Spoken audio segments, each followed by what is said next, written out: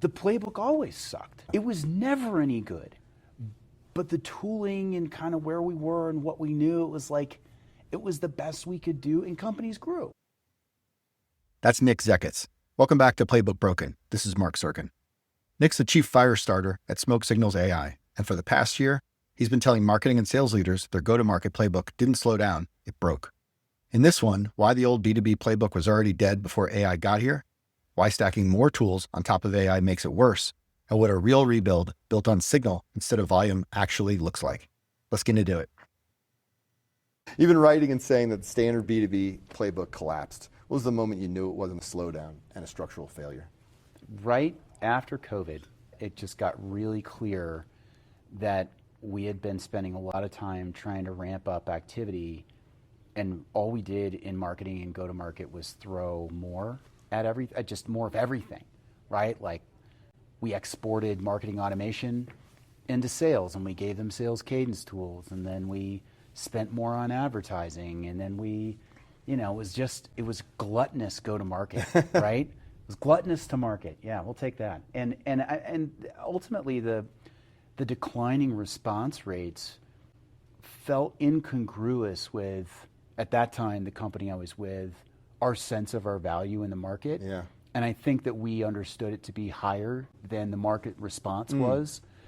And the question really became, why aren't we able to poke through?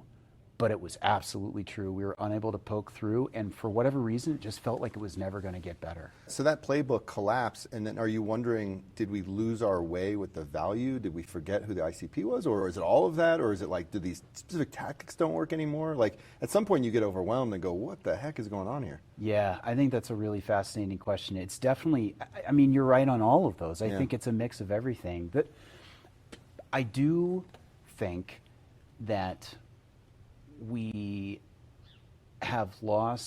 spent a lot of time kind of losing sight, or maybe never even really had clarity on marketing, pre-sales, sales, and sales engineering, CS. We've pretended like there was some kind of thread through all that, and there just wasn't, dude. There just wasn't a thread. There was no unifying force. Here's what's crazy is because a lot of people are talking about how AI has changed the buyer journey, but what you're suggesting is that it never really worked the way we thought it worked. Never did. It never did. It just happened to be that because there weren't as many vendors doing as much outbound, that you could still poke through and reach the 5% of your market that was in market and not get drowned out. And then at the same time, because the volume of outbound wasn't necessarily obnoxious, the other 95% who weren't in market, but you were treating as if they were still open to letting you know they were in market when they got there 6 months, 12 months, 18 months later. So the implication what you're saying, I think, especially post-COVID, in particular post-COVID, is we all started running the same exact playbook at scale. 100%. And that just completely overloaded the target customers. 100%. I'm sure that you're the same as me. I mean, my inbox is a disaster on a day-to-day basis. Totally. Like, it's not usable. Yeah, it's awful. I mean, it's wild. Like, my wife has fits about her inbox, right? And I don't think that people have an appreciation for that. And Mark, I tell you, man, the thing that really kind of blows my mind, and it's to the spirit of your question to begin with, the playbook always sucked. Yeah. It was never any good. But the tooling and kind of where we were and what we knew, it was the best we could do, and companies grew. Yeah. And now I think what's happening is that we ruined the market in general, but we did it by not understanding that what we were doing to begin with was a waste of time. Oh, man, that is so, there's so many implications to that statement. You wrote a piece, or I think it was called something like Frankenstein AI, that was, it's a good segue to sort of like the failure mode being, let's just add more tools. But it's not just tools, to your last comment, it's the tactics, and it's the shared tactics, and it's the desperation at some level of we need to move the number, we need the pipeline. Yeah. Talk about the Frankenstein AI thing, because I think, I obsessed with AI, as I know you are too, and I'm building stuff every day. It got so bad for me the other day, I started making a spreadsheet of all the things I built because I can't even remember all the things I built. I built like a graph, node graph to like connect them. Like, how many content tools have I built? Like 100, okay. So like the Frankenstein AI thing, I think it's probably still accelerating, right? It isn't even over. And I think you wrote that thing maybe almost a year ago now. Yeah, I think it's getting a lot worse at increasing velocity. And I think that there's a couple things in there. So one, we have a glut of SaaS tools to begin with in go-to-market, right? Yeah. If you're a marketing leader, if you're a sales leader, or if you're a CS leader, you have 1,000 options that you have been approached with this year. And in there somewhere, there's probably some stuff that could actually be reasonably useful. And then at the same time, we've got this enthusiasm for AI. And just because you didn't buy a tool doesn't mean you don't have one. And I think as we're building a whole bunch of stuff, what we're finding is that people are going off the reservation, and at least with vendors who have the burden of serving hundreds or potentially even thousands of companies, they have a rigor to product development. And I think when people talk about the death of SaaS, the people who say that are either just trying to be provocative or they're stupid. They're dumb people. I still think there is a ton of room for great SaaS companies to do great work because it is their only job to solve that part of the problem. So I'm not against having a stack of tools, but I think the problem is that when we start to stick AI, one, when those product organizations started to slap it in order to put AI on the homepage. And then two, when people, frontliners, ICs and whatnot, started building stuff on their own and went off the reservation, having never understood that they were leaking data out into the world. Right? You just start to get to a really scary place. And what it does is it creates a new kind of inefficiency. It's an opacity. We don't know what's going on. There's no central intelligence around this stuff. Only the most rigorous organizations have figured out how to manage it. And it's incredibly rare. So, you know, I think that vendors do have a lot of opportunity to provide stability and consistency and performance. And I also believe that AI has an incredible opportunity to unlock lots of opportunities. Yeah, it doesn't have to be one or the other, but I think I mean your provocation there is that the SaaSpocalypse or whatever we're calling it is not it's not true, and I'm still trying to figure out, because there's a couple things happening, right? We've got this sort of financial AI quote unquote bubble that we all understand is what's happening, but we also understand, I'm of a certain age, I lived through the dot-com boom and bust and then rebuild. That tech was real the whole time. Pets.com business model was not, right? It's very possible that Anthropic's business model, or I should say OpenAI probably more accurately, is not a valid business model today. But yet what they've built is remarkable. Yeah. And so, but then I think on the other hand, what you're also saying is it's a little bit irresponsible to throw away your stack and just build and vibe code or agentically engineer your new stack, because frankly, there's no rigor, there's no discipline. I'm not even making a commentary about how good or bad vibe coding is. That's a different story. But what you're saying is you're running a real business. You need support, you need services, you need, which I think is interesting, and it's refreshing to hear it, because all I hear about is SaaSpocalypse. Yeah.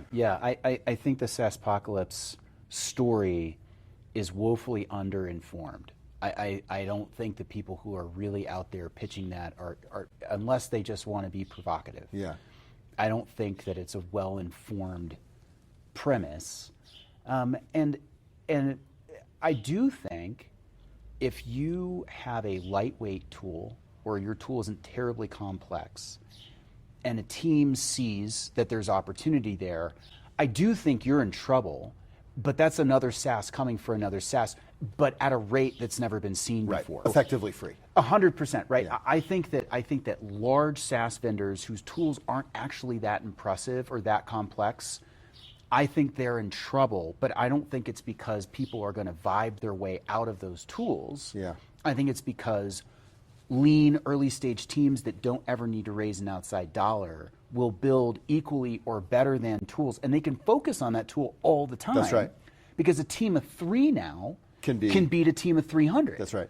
Right? Because they're not starting with the, all the old legacy code that these larger orgs are stuck with. Yeah.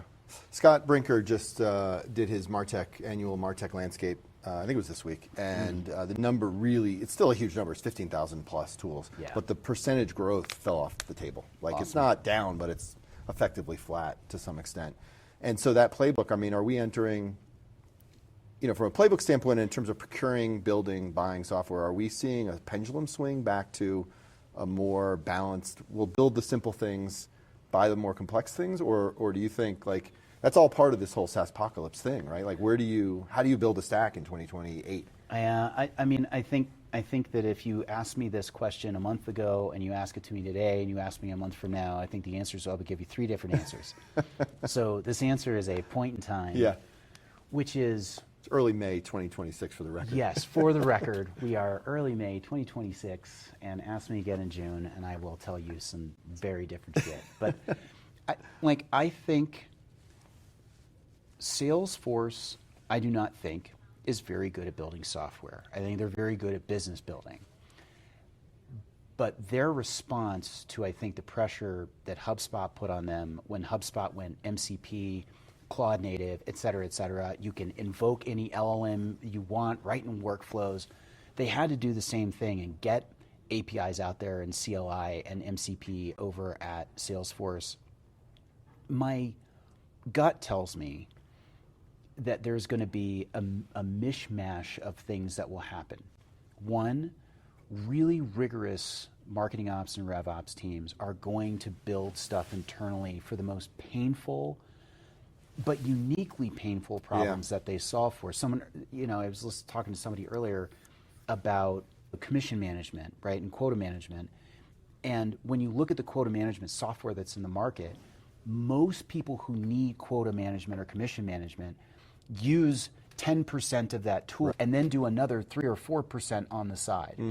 Well, if I'm not using 90% of those tools anyway, that's a great example of a place where a RevOps team has a lot of value to add to the organization by turning that into something proprietary in-house. And because everything is now becoming agentically available with the major CRMs and maps, that becomes possible. And so I think tools like that are trying to solve 10 different companies' approaches to the same problem in 10 different ways within one package, I think they're in trouble. I think that's a problematic place to be in, and I think RevOps and Marketing Ops will solve those problems internally. I do think there is going to be a road of skeletons. There already is. People don't appreciate what it takes to keep this stuff up, I think there's going to be a real kind of come to Jesus moment for a lot of these organizations where they go, I have a much better understanding of my requirements now. But I am going to walk away. And then the last thing is solving those paper cut problems that happen thousands of times every a day, day, right, for enterprises. And that's a great reason to be building internally. And I don't think that stuff is getting reasonably well solved because we didn't have an agentic ecosystem before. And now we can plug little solutions into big, high volume problems in ways that we couldn't before because we weren't going to spend 6 figures on a tool that solves 9 problems, but I only need to solve 1 of them. Your business, I mean, you're building and running playbooks for companies. You're running your own playbook. This is maybe a weird segue, but you've got something called the GitHub Repos signal. Talk about how that works and how clients can turn, X number of signals a month into large opportunities, and how that plays into this idea of playbooks breaking and rebuilding in the age of AI. 100%. I actually think that this is where every marketing and sales leader has wanted to be forever. We can now know things about our prospects and customers that we straight up couldn't know without deep sales pursuits, which if your ACV wasn't high enough, you could never get to that depth of insight, or long-term customer relationships. Now you can scrape this information at scale, programmatically, on an unbelievable array of things.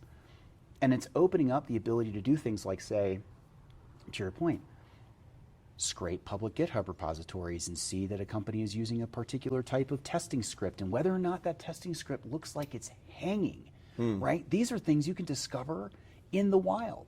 There's OSHA violations. When cybersecurity attacks happen, they have to be publicly disclosed. Like, there's so much information that you can know now, And what I find really remarkable is that if you think about, and we describe it as alpha signal, and we're not the only ones, it's not our term, but if you get to a true moment of pain where you are truly valuable, and you think about that data not just as a trigger, but as a durable, broad-based asset, that data allows you to do things like build micro apps that are market-facing on your website. It informs benchmarking reports. I can't begin to tell you how many incredible things we've been able to build over the course of the last few months because the data is now available, and instead of writing these bullshit like thought leadershipy blogs, it's like you got 800 blog posts about what, dude? About nothing. You've been writing about nothing at scale to the tune of hundreds of thousands of dollars a year. Cut it out. I think what you said, which is it is mind-numbing and exciting and also very intimidating. I feel like it is, because what you just described there is a wholesale rethinking of a playbook that we just said earlier doesn't work anymore. Totally. You just gave an example of writing a blog post, thought leadership. I don't think you're saying those don't have any value, but what you just described with scraping GitHub, looking at OSHA violations, and creating a narrative and a story to provide direct and immediate value in a sales situation, or just as a partner or a service partner or whatever, that is a remarkably different playbook that from a marketing team standpoint, if you're a CMO, for example, and you're like, we got to use AI, I'm not entirely sure how many marketers at this point are thinking about what you just said as part of the playbook. I don't even know where that part of the playbook that you just described lives in. Where does that live in an organization today? Who owns that? Dude, it's awesome. So one, I'm glad that you said it. It's why we have a company that does this work. We have a reason for being. But I think in terms of where it lives, look, people have been talking about like ABM forever. Yeah. And there's a lot of people, by the way, who think ABM is BS. It doesn't work at all. Who think it's totally, right, exactly. But it has been BS from an executional standpoint because of the tooling that has been in place. Right. It is not fundamentally BS. Conceptually, it's not BS. You have a list of target accounts. And exactly. These are people we care about. And by the way, the ABM organization is actually cross-functional. There are marketers and DG people and sales reps, and they're all in this pod, the ABM pod, going after the tier 1 enterprise ops. And that's what the data has the ability to do. It's the unifying factor across the entirety of the organization, because I swear to God, if you told marketing that they had the most robust data set in the world on the problem that their product solves for, they would be psyched. If you told sales that when a lead showed up, it was because this incredible signal, which they only hear in 1/10 of their discovery calls, if they're lucky, is guaranteed to be true about every single one of them, sales is psyched. So guess what? We're finally all on the same page. So where does it live? It lives as a heartbeat across the entirety of the revenue organization. Now, do I think a large, complex revenue org knows how to run with that? I don't know. I think it's really hard. Yeah. But I think if you can get small and say, let's treat it like ABM, and then let's indoctrinate the rest of the organization once we show it works on a vertical or a particular market or whatever. I think that's the way that larger orgs could get there. I was gonna wrap up with a different question, but I wanna think about what you just said in the context of the CEO. Let's use a mid-sized company. I mean, obviously a large company is a little bit more complex, a little different. A small company, okay, founder-led, whatever, fine. Mid-sized company, maybe traditional market, or maybe it's software market. CEOs hearing stories about AI transformation, AI this, AI that. Maybe he or she reads one of your thought leadership pieces and goes, I don't know what this signal stuff is, but it's freaking amazing. How does that conversation happen? Because yes, we've got a heartbeat, and the heartbeat is a great concept, but we're still I had a conversation earlier today about MQLs. Really? Are we still talking about? I had another insane conversation. Not insane, I shouldn't say insane, but I had another conversation today. Someone asked me, what's my opinion on gated content? Right? Which is to your point, I'm sure there's a time and a place for gated content, whatever. But what you described in the GitHub repo example and the OSHA violations is a wholesale different playbook. It's like aliens landed, and there's a different way to do marketing. So how do you connect the dots if you're the CEO of a mid-sized company? You're like, look, AI transformation's here, guys. I don't know, because my assumption in asking the question is that I think the mistake is AI is an opportunity to run your current marketing playbook faster. Right. And I don't think that is. I don't think it's false. You can run the playbook faster, but what we've been talking about is like a whole completely different playbook. 100%. Yeah, I mean, I think there's two things to it. So one, I absolutely agree. I think most quote-unquote AI go-to-market tooling is pitching better executional resolution at scale, right? What they're not talking about is a shift in fundamentally how it is that we behave.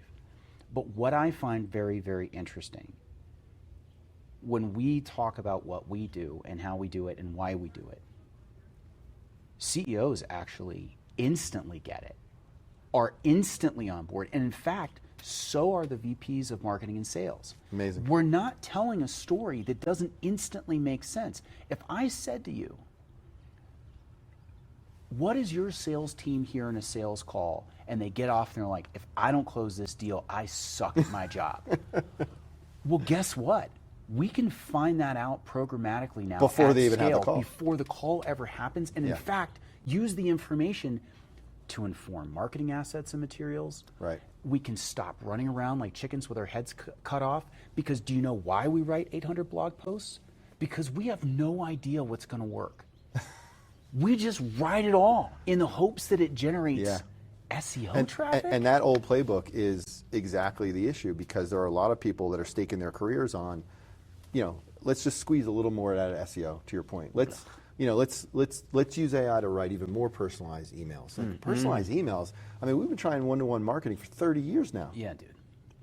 Nick, man, this is a great conversation. I appreciate it. Where can people find you?